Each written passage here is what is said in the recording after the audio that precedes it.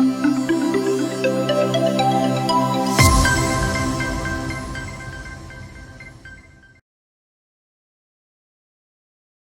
and welcome to Daily News Simplified, an answer to what, why and how of newspaper reading. Today we will discuss the articles displayed on the screen from the Delhi edition of the Hindu newspaper dated 29th August 2019. So let us start our discussion. Now before starting today's discussion, let us discuss a question which was asked in the preliminary examination of 2019. So let us take up this question. So this question reads, consider the following statements. And the first statement is that in the revenue administration of Delhi Sultanate, the in charge of revenue collection was known as Amil. Second statement is that the Iqta system of Sultans of Delhi was an ancient indigenous institution. The third is that the office of Mir Bakshi came into existence during the reign of Khilji Sultans of Delhi. Now, the Iqta system was widely covered in the Prelims test series as well as it was a part of the Prelims compass of history. Further, the other aspects, that is the Amil and the Mir Bakshi, was also covered in the Prelims compass. So, if you go through this statement of the Prelims compass, it says that Amil was the head of Pargana or the unit of administration under the Delhi Sultanate. So this statement stands correct. The third statement is that the office of Mir Bakshi came into the existence during the reign of Khilji Sultans is incorrect because under the reign of Akbar, the head of the military department was called as Mir Bakshi and Mir Saman was the in charge of imperial household. So by this you can easily eliminate the options C and D. Now in the Prelims compass of history, it reads that Iltutmish created a group of 40 of his close associates known as Turke Chahalgani, and they developed the Iqta system under which Iqtas or pieces of lands were given in lieu of cash salary. Now Iltutmish had borrowed this system from Persia and it was not a indigenously developed institution. That is why the statement 2 is also incorrect. So the correct answer that comes out is A, that is 1 only. Now after this, let us start our discussion for today's newspaper. Now, this article on page number 10 analyzes the various steps that have been taken by the government recently to control the economic slowdown in India. So, this will also fall under the General Studies paper 3 under the topic economic development. Now, let us understand the background and what is happening currently in India. So, presently the Indian economy is facing an economic slowdown and which is clearly evident from the declining GDP growth rate. Now, this decline in GDP has been attributed to both the supply factors as well as the demand factors. Now, these supply side factors include the lack or declining investment levels in the Indian economy, and the demand side factors include the declining consumption expenditure in India. So, in this context, the economic revival would require the government to focus on both the demand side as well as the supply side, which means that the government needs to boost the consumption expenditure as well as boost the investment in the Indian economy. So this article highlights that the government is wrongly focusing only on the supply side factors without taking into account the demand side factors. And both these factors are interrelated and interdependent because the investment rates cannot pick up unless the demands for goods and services are increased, which are directly related to the consumption expenditure in India. So in this background, let us understand what is consumption expenditure in India, what are the reasons for decline in the consumption expenditure, why the government's response is not proper, and what the government should do to boost this consumption expenditure in India. So let us understand how is the consumption expenditure in India falling and what does it highlight regarding the state of Indian economy. Now you should be knowing that the consumption expenditure in India accounts for almost 60% of the India's GDP. So a decline in the consumption expenditure would have a greater impact on India's GDP as compared to the decline in investment rates. So the proportion or the weightage of consumption expenditure on India's GDP rate is more as compared to the investment rates. And currently we are witnessing a slowdown or decline in these consumption expenditures. Further, this decline in consumption expenditure is witnessed in various sectors of economy, and the main sectors which are witnessing this decline are the automobile sectors as well as FMCG products. Further, there has been decline in demand evenly for commonly used household goods like salty snacks, soaps, packaged tea, etc. Now, what does all these things highlight? So these things highlight that the household budgets of the poor and middle class is under strain. And as the budgets of these poor and the middle class is under strain, this has forced them to cut down the expenditure on such commonly bought goods. And this lack of expenditure by the poor and the middle class is leading to a decline in the consumption expenditure in India. So after this, let us understand what are the main reasons for decline in this consumption expenditure. Now, the reasons for the decline in consumption expenditure which have been highlighted by the author mainly include: first is the lack of inclusive growth, second are the wrong government policies, and third important factor is the agrarian distress. So first let us understand how is the lack of inclusive growth impacting the consumption expenditure in India. So in this regard, the author explains that inclusive growth is quite critical for sustaining the higher consumption expenditure. However, in the past, the growth trajectory in India has benefited only a small section of India's society. And this has led to increased income inequalities. So this means that only a upper section of the society is benefiting from the growth story of India. And this growth has not dispersed to the poor and the middle class or the marginal sections of the society. Further, a recent survey released by NSSO has said that the unemployment levels have increased in India. And these increase in unemployment levels have reduced the income levels of the people. So the income inequality and the unemployment levels are one of the factors for decrease in the incomes of people. And as the incomes of people is decreasing, this is leading to a decline in the consumption expenditure. Secondly, the author has highlighted that the government policies like demonetization and the goods and services taxes imposition has adversely impacted the informal sector. And regarding the informal sector, you should note that it employs majority of the India's workforce.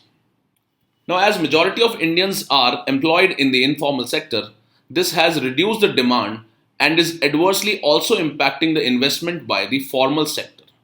Now, as the investment by the formal sector is declining, it is leading to poor job creation, and as there is poor job creation, there is low income levels of the people, and this is leading to low demand. And all this has led to a vicious economic cycle, which means that all these factors are reinforcing themselves and cumulatively they are leading to a decline in the consumption expenditure.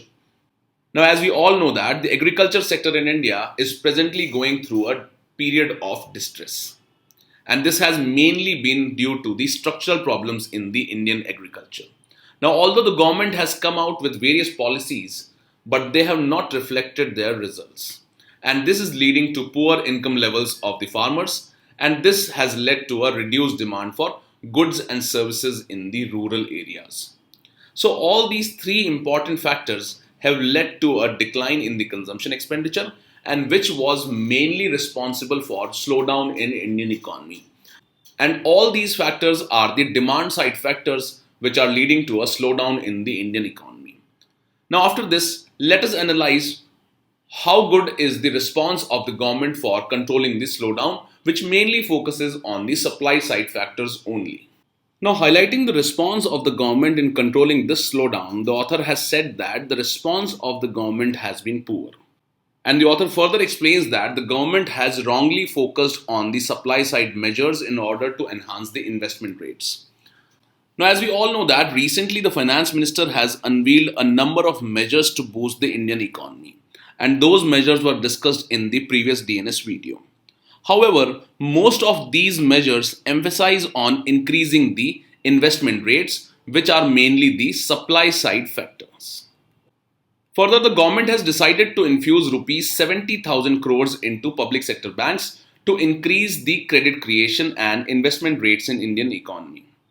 However, the author is skeptical and says that it may not lead to higher investment rates because the private sector is reluctant to invest due to lower demand, as we have discussed in this article. Also, the government has decided to exempt the foreign portfolio investments from the higher surcharge which was imposed in the budget of 2019. Even on this front, this is unlikely to have any effect because it would not boost the demand in the Indian economy. So the author mainly highlights that there is lack of demand, and this demand side has to be focused by the government rather than focusing only on the supply side factors. So after this, let us understand what are the key suggestions by the author to handle this situation and how to boost the demand in India. So finally, what steps should the government take in order to control and boost the demand side in Indian economy? So in this regard, the author has suggested that the Union Budget of 2019 has not provided any fiscal stimulus to address the problem of demand in India. Now, fiscal stimulus simply means the government should increase its investment in various sectors which are likely to boost the demand in the Indian economy. And one of the suggestions of the author in this regard is that there should be massive increase in public expenditure in the rural areas, particularly on the NREGA or the Mahatma Gandhi National Rural Employment Guarantee Scheme. Now, what would such an expenditure do is that such an enhanced expenditure would have local multiplier effect in the form of creation of employment opportunities. And once these employment opportunities are there, it will lead to higher income levels and will consequently boost the demand in Indian economy. So all these are interrelated. So the government should focus and increase its investment in those areas which are likely to boost the demand in Indian economy. So after going through this article, you should try and answer this question from your mains examination point of view. And with this, let's move to the next article. Now, these articles on page number 1 and page number 15 are related to the Union Cabinet's decision. And in this decision, the Union Cabinet has recently approved the proposal for reviewing the foreign direct investment on various sectors. So this will fall under the General Studies paper 3 under the topic Economic Development. So in this article, let us try to understand the key proposals by the Union Cabinet regarding the review of foreign direct investment in various sectors. Now, before taking up the proposals for FDI in different sectors in Indian economy, let us understand why were these changes or proposals required. Now, foreign direct investment has been a major driver of economic growth and has also been a source of finance for economic development in India. Further, the government has put in place an investor-friendly policy, and under this policy, FDI up to 100% is permitted on the automatic route in most of the sectors or activities. Further, the foreign direct investment policy provisions have been progressively liberalized across various sectors in the recent years. And these changes have mainly been done in order to make India an attractive investment destination.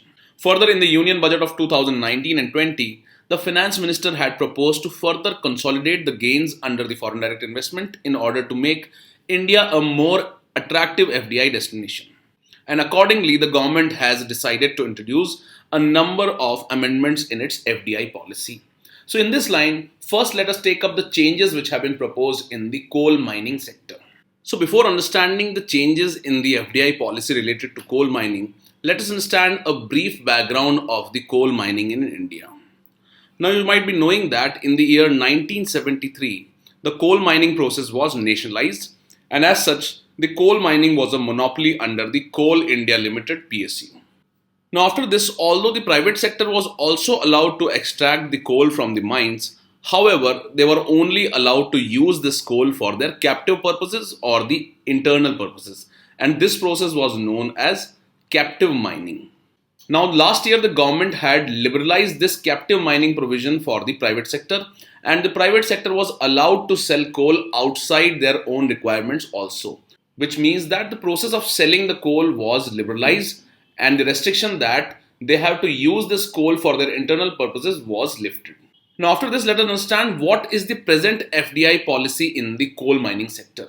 Now regarding the present policy, there is 100% FDI under automatic route is allowed for coal and lignite mining for only captive consumption by power projects, iron and steel and cement units.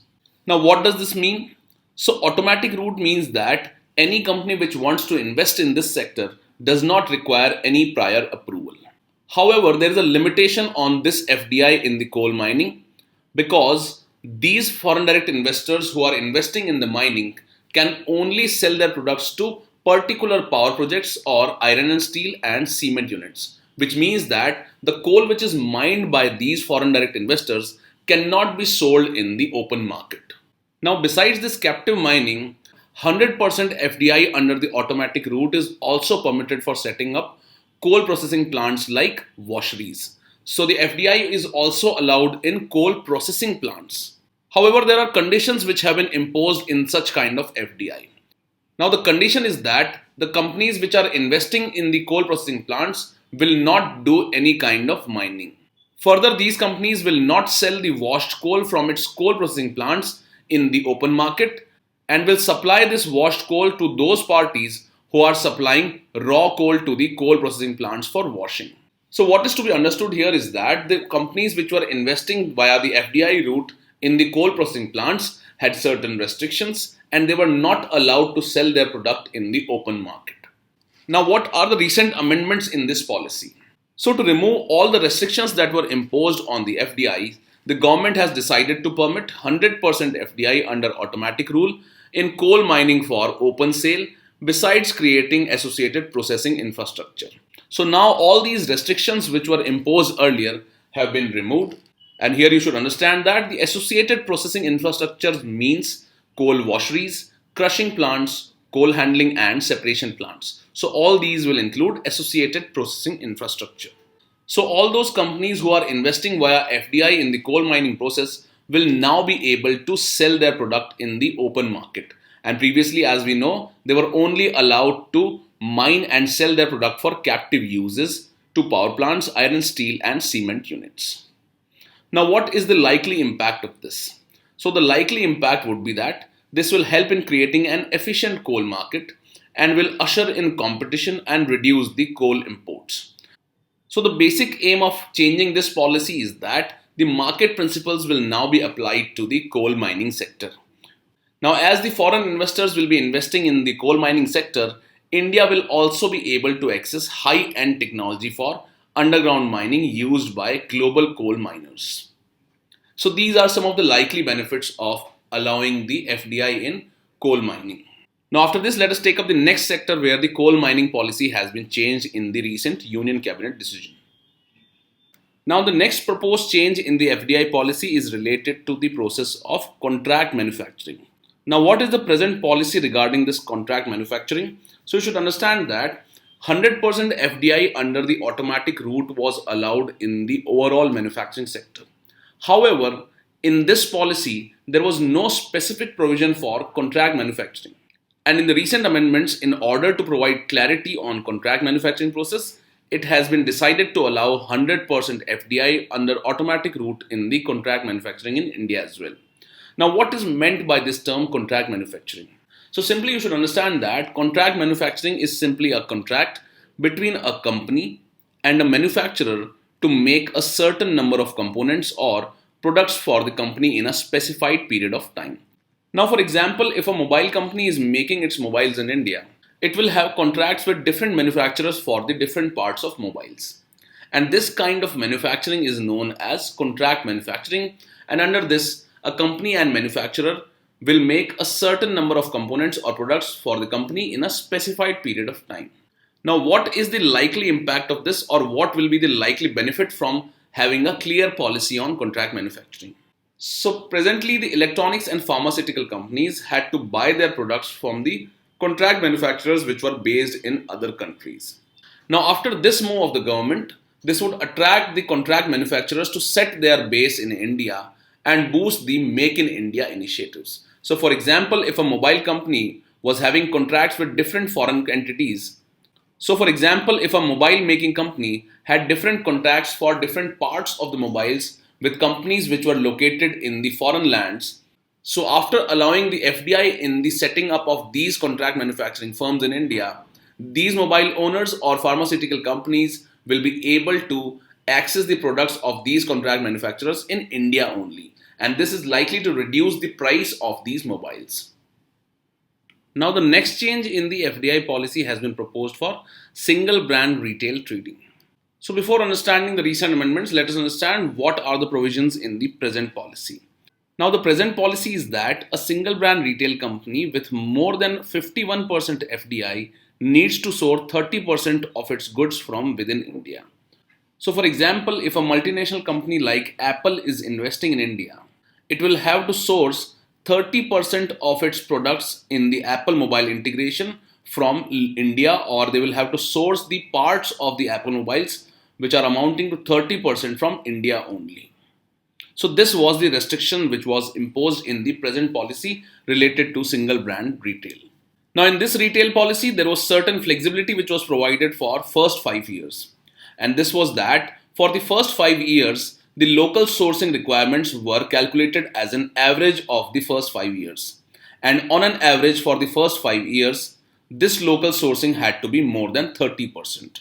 So, for example, if a company procured 70% of its products locally in the first year and then it procured only 20% in the next year and so on, the average of these local procurements should be greater than 30%. So, that was the initial flexibility that was provided for only 5 years. However, after the completion of 5 years, every year the company had to procure more than 30% locally. Now, another provision of the FDI policy was that the single brand retail entities have to operate through brick and mortar stores before starting retail trading of that brand through e-commerce. So, before starting the trading on e-commerce platform, these companies had to open brick and mortar stores, which means that they had to open their physical stores in the market in India. So first they had to set up these stores and only after this they could trade their product on the e-commerce platforms. Now with a view to provide greater flexibility and ease of operations to single brand retail entities, it has been decided that all the procurements made from India by these entities for that single brand shall be counted towards local sourcing irrespective of whether the goods procured are sold in India or exported. Further, previously, this local sourcing requirement was only limited to those products which these companies were selling in India. However, this was not applicable to the exports by these companies who are operating in India.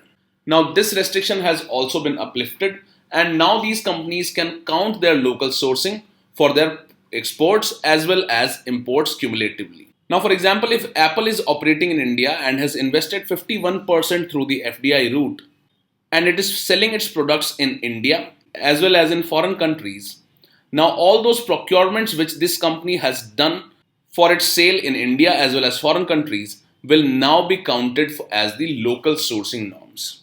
So, this restriction that the local sourcing norm for only those products which are sold in India has now been lifted.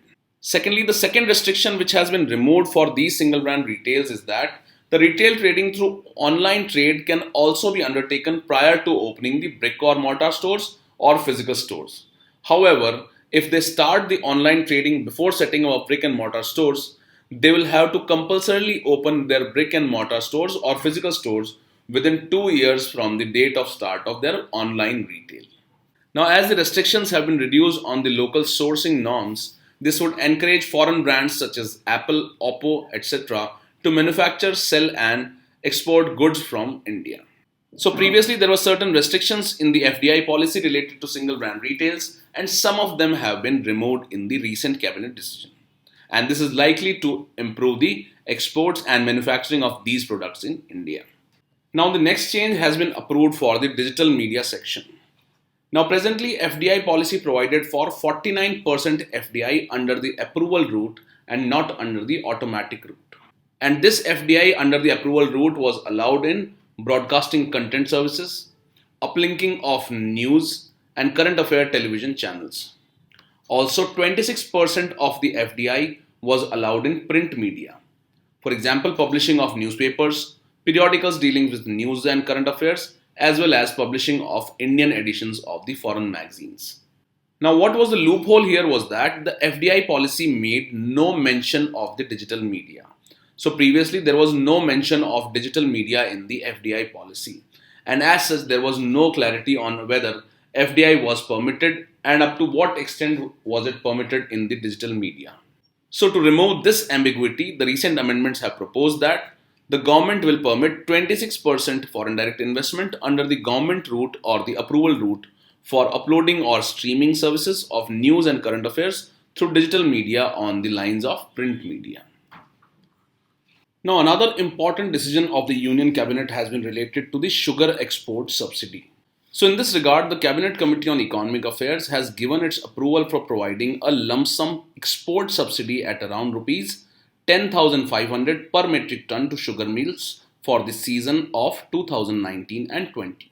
And this lump sum export subsidy will be provided for expenses on marketing costs, handling, upgrading and other processing costs, and also costs of international and internal transport and freight charges on exports. So in short, the government will now be providing subsidy to the sugar mills for promoting the exports of sugar from India. Now, why was it required and what were the concerns that were being raised by the sugar mills or the sugar industry? So let us understand this. Now, presently, the sugar industry is grappling with serious concerns of low domestic prices of sugar, low international prices of sugar, and also various policies of the government have been related to controlling the procurement and pricing of raw materials and finished products, etc. So, all these were having several restraints and constraints on the sugar mills. Now, also, the main problem that the industry is facing is related to mismatch between the demand and the supply of sugar. Now, this can be seen from some data. So, while the production of sugar has continued to increase, its demand has declined in last 2 years. Further, the production of sugar increased to about 35 million tons in the year 2018 and 19, but the demand for sugar has remained stagnant at 25 million tons only. And this mismatch in demand and supply has led to severe losses for the sugar mills in India. Now, as you all might be knowing that there is no provision of minimum support prices in sugarcane industry. So for providing relief to the farmers, there is a provision of fair and remunerative prices. And what is this fair and remunerative prices? So this is the price at which the sugar mills can procure the sugarcane from the farmers. And in this regard, government provides some cushion or subsidy to the sugarcane mill owners. Now, as the sugar industry is facing losses because of the mismatch between demand and supply of sugar, this has led to a payment crisis. This is because the sugar mills have not been able to pay the fair and remunerative prices to the sugarcane farmers. So, how will this announcement of the government or the union cabinet help in improving the situation of sugar industry in India? So, let us understand this. So, through its recent announcement for subsidy of sugar exports, the government is seeking to incentivize the sugar mills to export the surplus sugar stock that they have right now. Now, if the sugar mills are allowed to sell their surplus sugar stock as exports, this would reduce the quantity of sugar in the domestic market and would also lead to an increase in the sugar prices. And if the price of sugar increases and the sugar mills find it profitable, this would enable these mill owners to clear the dues of the farmers. And this subsidy package would facilitate the export of up to 60 lakh tons in the year 2019 and 20. Further, the government will transfer this additional subsidy directly into the accounts of the farmers on the behalf of mill owners. So these are the likely benefits of this announcement of the government. So we have seen the background of some of the FDI policies. What were the present FDI policies? What are the recent changes? And what are the likely benefits that are likely to arise out of these announcements? And these are important for us from examination point of view and mainly from mains examination, and some aspects can be asked in your preliminary examinations as well. With this, let's move to the next article. Now, this article on page number 12 is related to the S-400 missile deal between India and Russia. So this will form a part of the General Studies paper 2 under the topic International Relations. Now, this S-400 missile system has mainly been in news because of a new law which has been signed by the President of United States of America. And that law is impacting this S-400 missile deal between the India and Russia. So let us look at what is this S-400 missile system and what is the impact of the new law which has been passed in the United States of America. Now, this S-400 Triumph missile system can engage all types of aerial targets, for example, aircrafts, ballistic and cruise missiles, unmanned aerial vehicles, etc. And all these it can hit who are within the range of 400 kilometers and at an altitude of up to 30 kilometers. Now, the importance of this missile system is that it can provide a layered defense as it is capable of firing 3 types of missiles. Further, it can track 100 airborne targets and is considered as an improvement and is more advanced as compared to the American THAAD defense system, which is the Terminal High Altitude Area Defense System. However, the S-400 missile system and the THAAD are different weapon systems. So what are the key features of the S-400 Triumph missile system is that it can engage with all types of aerial targets which are within the range of 400 kilometers at an altitude of up to 30 kilometers. Further importance is that it is capable of firing 3 types of missiles and is capable of providing a layered defense. And further, the technology is an improvement over the American THAAD system, which is the Terminal High Altitude Area Defense System. Now, a question in the preliminary examination of 2018 was asked related to this THAAD system of USA. So the question read, what is the Terminal High Altitude Area Defense System, sometimes seen in the news? So this was basically an American anti-missile system.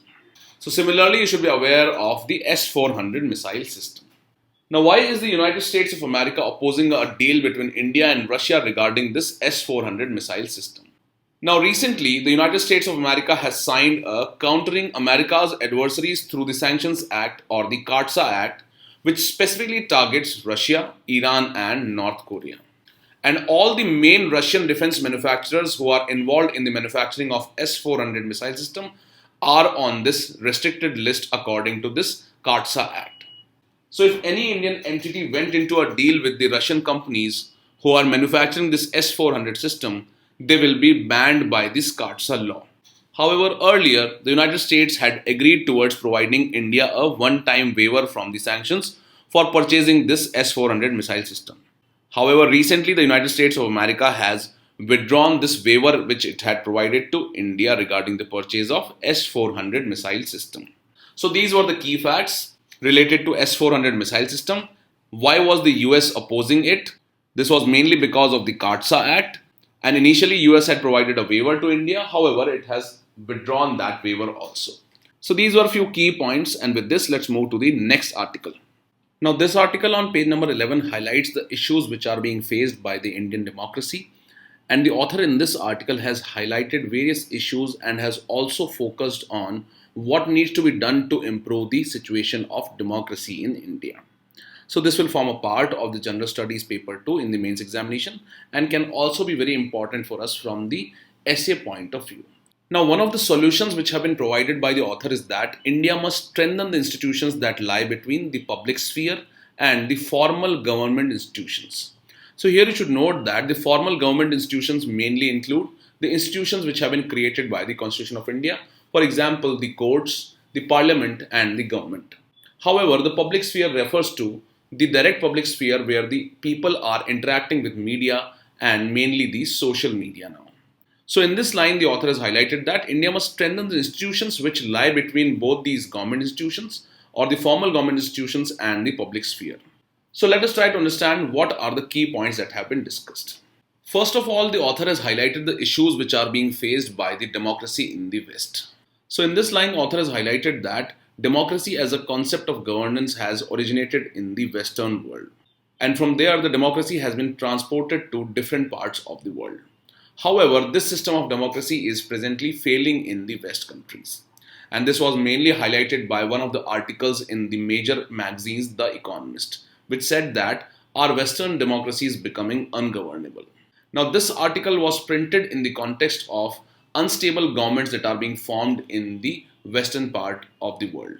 So in this line, many countries in the Europe cannot form stable governments because the largest party does not command a majority. So the Western countries are now facing unstable governments. A prominent example is Netherlands, which is not being able to form a government because of such hung assembly. Further, the United States has also not been able to pass various laws because of lack of clear majority. So in this line, author has highlighted that coalitions are unstable in the Western world and parliaments are unable to pass laws in those countries.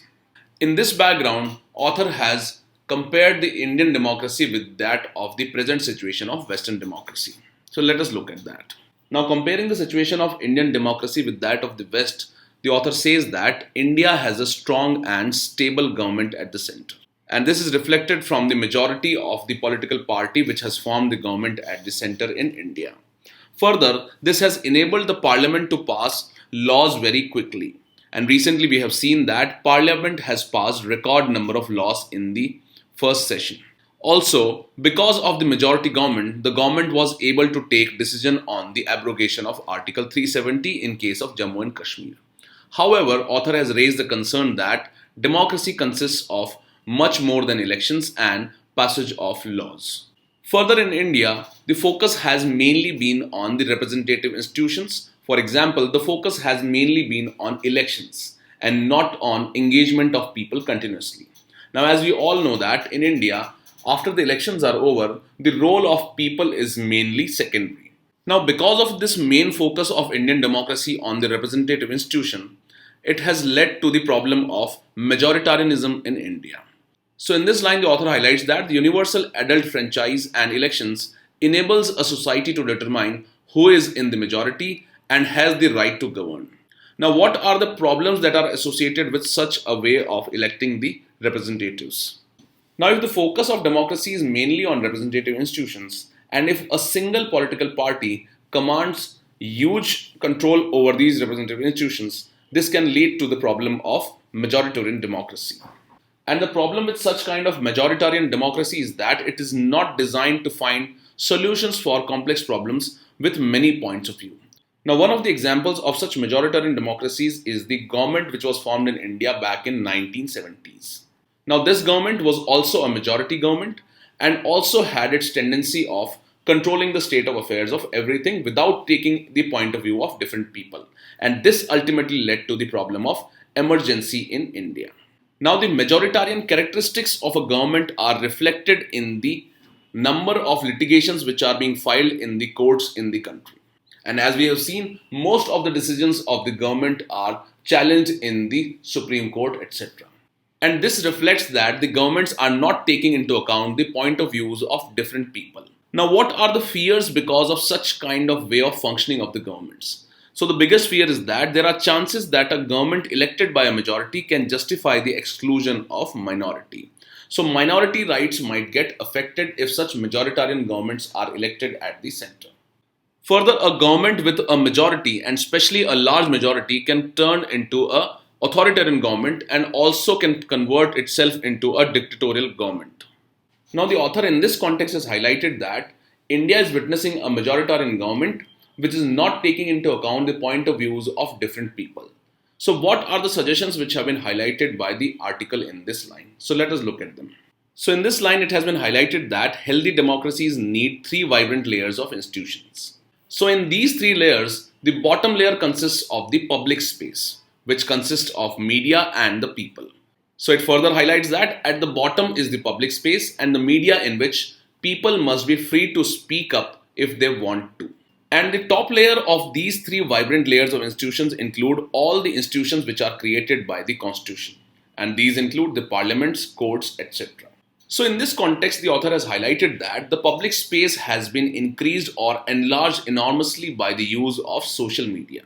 Now we know that people who were earlier not participating in the debates across country are now using social media. So the reach or the voice of the public has increased considerably because of the use of social media. However, this social media is increasingly divisive in the society. So it is leading to increased divisions in the society. Further, the parliament has seen various logjams and it has not been able to effectively function because of the disruptions which are created generally. Secondly, the member of parliaments are not indulging in free speech because of the fear of anti-defection law, etc. So in this background, the democratic governance is slipping into ineffectual logjams and it is tempting to close down the public space at the bottom. So in such a scenario, when the parliaments are not functioning well and the social media is dividing the society, the governments try to impose a majoritarian view from the above to strengthen the government on the ground while stifling the democratic governance. So what this means is that when there is majority government at the center and when the parliament is witnessing lot of disruptions, the tendency of the government is that to take decisions quickly, it tries to control and close down the public space at the bottom. So the solution which has been provided by the author is that the focus should be on strengthening the middle layer of institutions within the democracies. And these layers of institutions lie between the open public sphere and the formal government institutions. Now, these middle layer of institutions can be many. For example, the non-governmental organizations, the civil society, and the public think tanks. However, many of the public think tanks have recently been very biased towards many of the political parties. And as such, the middle layer is not effectively strengthened in India. So in this line, the author has highlighted that it is imperative for India to build intermediate level, unofficial or semi-official institutions for non-partisan deliberation amongst the concerned citizens. And this is because the governance requires effective methods for people's participation. So, in order to improve the situation of democracy in India, the author has highlighted that there is a need for improving the middle layer of institutions which lie between the open public space and the top parliamentary and the constitutional institutions. Now, after today's discussion, you should try and answer these questions from preliminary examination point of view. Answer will be displayed in 5 seconds.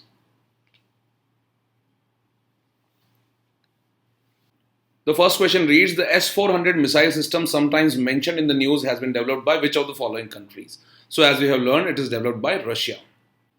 The second question reads, consider the following statements, and the first is that 100% FDI under the automatic route is allowed in mining of coal. Yes, this statement is correct. The second statement reads, coal sector was nationalized under Lal Bahadur Shastri, which is incorrect because it was nationalized by Indira Gandhi. So the correct answer is A1 only. The third question reads, which of the following is a landlocked country? And if you go through the map of these countries, you will find that Laos is a landlocked country. And the last question is that, which of the following Indonesian islands is close to Andaman and Nicobar Islands? So the closest island of Indonesia is the Sumatra and not the Java. With this, we have come to the end of today's discussion. Now let's move on to the question for the day.